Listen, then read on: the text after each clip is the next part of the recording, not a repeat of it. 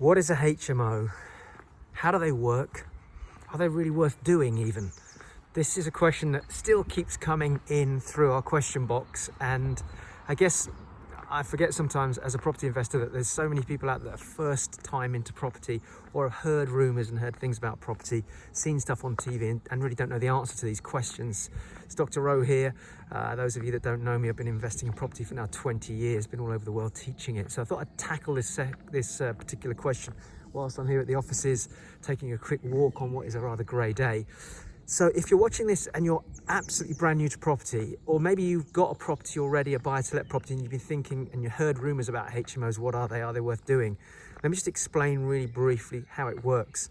So in the United Kingdom, if you own a property and you have a single tenancy agreement on it with a family in there, that tenancy agreement is called an assured short-hold tenancy agreement. That is essentially a single let. That property is rented out to one family in this example under one tenancy agreement, and the arrangement is between you, the landlord, and the tenant. Now, just to clarify something, that most people that hold a property under a mortgage agreement, the banks will require you to have an AST in place because it's their protection. It's their way of knowing that in the event the mortgage doesn't get paid, the tenants can be asked to leave the property, and that's done through the AST. You give them a notice and they have a 2-month notice, and that relieves the risk for the bank and gives them the opportunity to lend to you the classic 75% mortgage. So that's a single AST.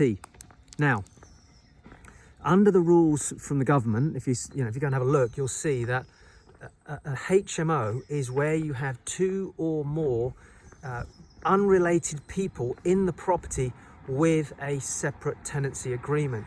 So you might have a 3-bedroom house which has a reception room, and you decide you want to let out those 4 rooms. That is the same house that you could have had a family in there with a single tenancy agreement.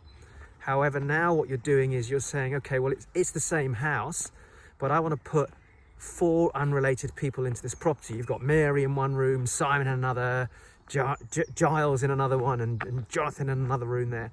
And they share the house and they share the kitchen, but you have a separate tenancy agreement with each of those tenants. And 2 or more classifies it as a house of multiple occupation, a HMO, or a house in multiple occupation, which is typically what is referred to. Now, the benefits to you as a landlord is that you're now getting 4 separate incomes. So whereas you might have rented the property out previously for £500 per month to a family, this is a small property up in the north of England, each of those rooms can rent out for £80 a week.